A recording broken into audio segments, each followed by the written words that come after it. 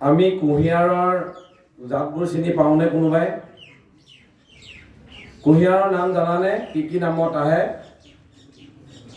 বেলেগ বেলেগ জাত থাকে। তাৰ ভিতৰত আটাইতকৈ ৰসাল কুঁহিয়াৰ ডালৰ নামহে মই জানো। সেই কুঁহিয়াৰ ডালৰ নাম হৈছে কি? কি কুঁহিয়াৰ? আঁকি কুঁহিয়াৰ। আঁকি কুঁহিয়াৰৰ ৰস বেছি আৰু সেইডালৰ আদৰো বেছি। সকামে নিকামে বা ৰাস্তাত ৰস বিকি থকা ব্যৱসায়ীজনেও আঁকি কুঁহিয়াৰডালহে বিচাৰি বিচাৰি নিয়ে। আৰু সেইডাল কুঁহিয়াৰৰ দামো বেছি। আমি যদি আজি ভাৰত বিখ্যাত এজন নায়কৰ নাম ক'বলৈ কওঁ, অভিনেতাৰ নাম ক'বলৈ কওঁ, কাৰ নাম কওঁ? কাৰ নাম? নায়কৰ কথা কৈছো, ভাৰত বিখ্যাত। হিন্দী চিনেমাৰ এজন নায়কৰ নাম কোৱাচোন? কাৰ? অমিতাভ বচ্চন। আজিৰ প্ৰজন্মইও অমিতাভ বচ্চনক নায়ক বুলি কয়। তো অমিতাভ বচ্চনৰ এতিয়া বয়স কিমান জানানে? 80 বছৰ হ'ল। এই অমিতাভ বচ্চনৰ নাম আজি তোমালোকে 14 বছৰীয়া 13 বছৰীয়া ছাত্ৰ ছাত্ৰীও লৈছে। তো আমি যদি এজন ভাৰত বিখ্যাত গায়কৰ, মহিলা গায়কৰ নাম ল'বলৈ কওঁ, কাৰ নাম ল'ম? কাৰ নাম? লতা মংগেশকাৰ। আৰু আজিও আমি আমাৰ দিনৰ পৰাই নহয়, আমাৰ ককাহঁতৰ দিনৰ পৰা আৰু আজিৰ নাতিৰ দিনলৈকে মানে পৰিণাতিলৈকে কাৰ নাম লৈ আছো? লতা মংগেশকাৰৰ নাম লৈ আছো। ঠিক তেনেকে অসমত যদি চোৱা যায় তেতিয়াহ'লে বৃদ্ধৰ পৰা আজি কণ কণ শিশুলৈকে আমি কাৰ নাম লৈ আছো? ডাঙৰকে কোৱা। জুবিন গাৰ্গৰ নাম লৈ আছো। এতিয়া কথা হ'ল কি, কিয় লৈ আছো? ঠিক তেনেকে ভাষাৰ ক্ষেত্ৰত হেমচন্দ্ৰ বৰুৱা, ঠিক তেনেকে বিভিন্ন ক্ষেত্ৰত আমি কিছু এনে বিশেষ ব্যক্তিৰ নাম লওঁ আমাৰ আঙুলিৰ মূৰত লিখো, যিসকলে বিশেষভাৱে দক্ষতা অৰ্জন কৰি চলিছে।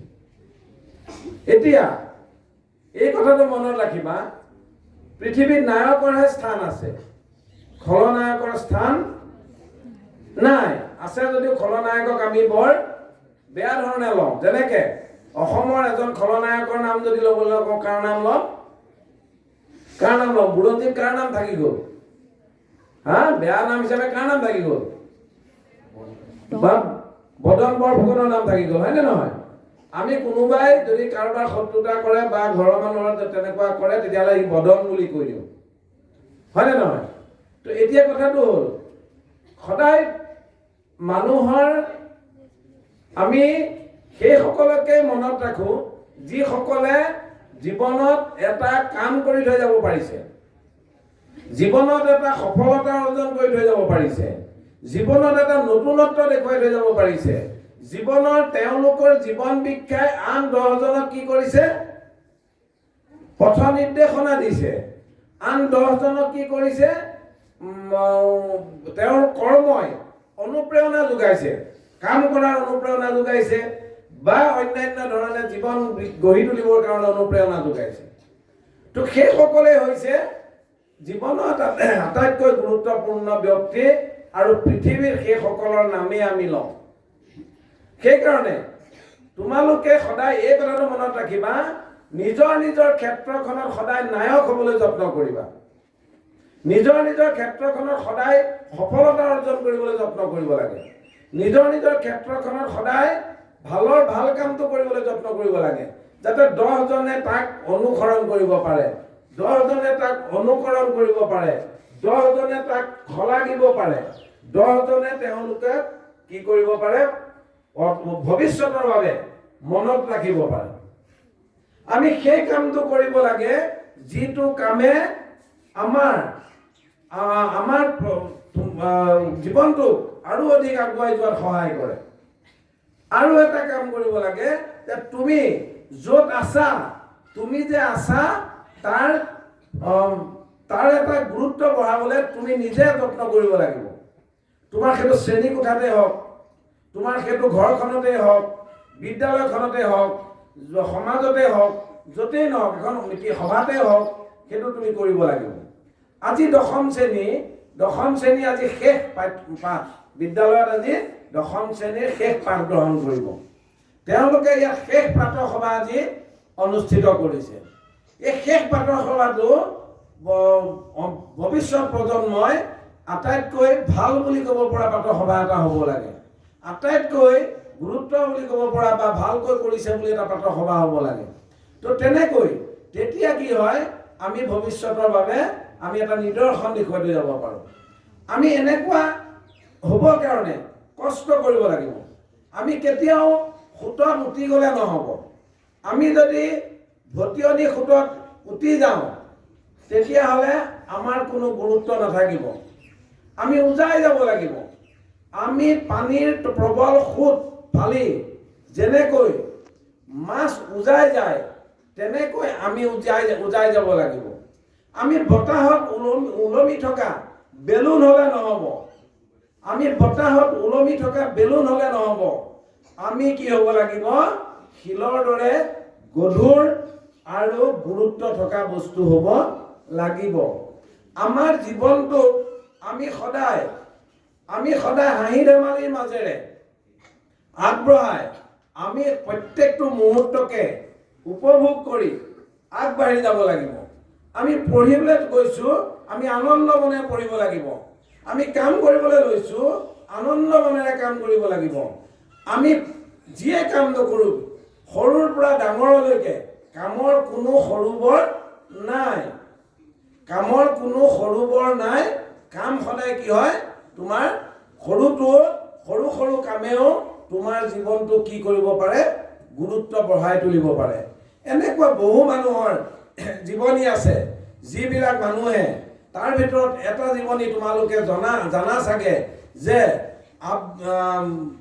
আমাৰ ভাৰতবৰ্ষৰ যিজন ৰাষ্ট্ৰপতি আছিলে, মিছাইল মেন, নামটো কি আছিলে? APJ আব্দুল কালাম। APJ আব্দুল কালামে পঢ়ি থকা অৱস্থাত কি কাম কৰিছিলে জানানে? বাতৰি কাকত বিতৰণ কৰিছিলে। কি কৰিছিলে? তেওঁ ঘৰে ঘৰে বাতৰি কাকত বিতৰণ কৰিছিলে, অৰ্থাৎ হকাৰৰ কাম কৰিছিলে। তো সেই মানুহজন সেই সৰু কামটো যদি নকৰিলেহেঁতেন, তেওঁ ভাৰতৰ ৰাষ্ট্ৰপতি পৰ্যন্ত হ'ব পৰা, ৰাষ্ট্ৰপতিটো বহুত সৰু কথা, মিছাইল মেন হ'বৰ কাৰণে তেওঁ যিটো কষ্ট, তেওঁ জীৱনৰ যিটো পথ, সেই পথটো কেতিয়াও তৈয়াৰ নহ'লহেঁতেন। তো সেইকাৰণে জীৱনত কেতিয়াও নাভাবিবা যে এইটো সৰু কাম, এইটো ডাঙৰ কাম। মই দশম শ্ৰেণীকো কৈছোঁ যে সদায় জ্যেষ্ঠজনক সন্মান, শিক্ষাগুৰুক সন্মান, মা দেউতাক সন্মান, শ্ৰদ্ধা, মৰম কৰিবা। তেতিয়া তোমালোকেও আনৰ পৰা শ্ৰদ্ধা, মৰম, সন্মান আদায় কৰিব পাৰিবা। কেতিয়াও জীৱনত অবাধ্য নহবা কোনো কাৰণ। জীৱনত সদায় এটা কথা মনত ৰাখিবা যে পানী আটাইতকৈ পনীয়া, অৰ্থাৎ তাৰ কোনো আকাৰ নাই। কিন্তু যেতিয়া পানীয়ে ৰুদ্ৰ ৰূপ ধৰে, সি সকলো আকাৰক তছনছ কৰি দিয়ে। পানীৰ কোনো নিজৰ আকাৰ আছে নেকি? নাই। কিন্তু যেতিয়া সি ৰুদ্ৰ ৰূপ ধৰে, যেতিয়া সি প্ৰলয়ংকাৰী ৰূপ ধৰে, তেতিয়া যিবিলাক আকাৰ থকা বস্তু আছে, সেই বস্তুবিলাককো কি কৰি দিয়ে? আকাৰহীন কৰি দিব পাৰে। অৰ্থাৎ তাক তছনছ কৰি সমান মাটিৰ লগত মিলাই দিব পৰা শক্তি পানীৰ আছে। তো তেনেকুৱা ধৰণৰ শক্তিশালী মনৰ হ'ব লাগিব। কেতিয়াও অন্ধবিশ্বাসী মানুহে জীৱনৰ সফলতা লাভ কৰিব নোৱাৰে। আত্মবিশ্বাস থাকিব লাগিব। আত্মবিশ্বাস প্ৰধান কথা। অন্ধবিশ্বাস হৈছে আমাৰ ফুচকাটোৰ দৰে, পানী ফুচকাটোৰ দৰে, তাৰ কোনো স্থায়িত্ব নাই। সেইকাৰণে আত্মবিশ্বাসী হ'বা। যি কামে কৰিবা আত্মবিশ্বাসে কৰিবা। এইখিনি কথা মনত ৰাখিবা, তোমালোকৰ জীৱনত ভাল হ'ব। ধন্যবাদ।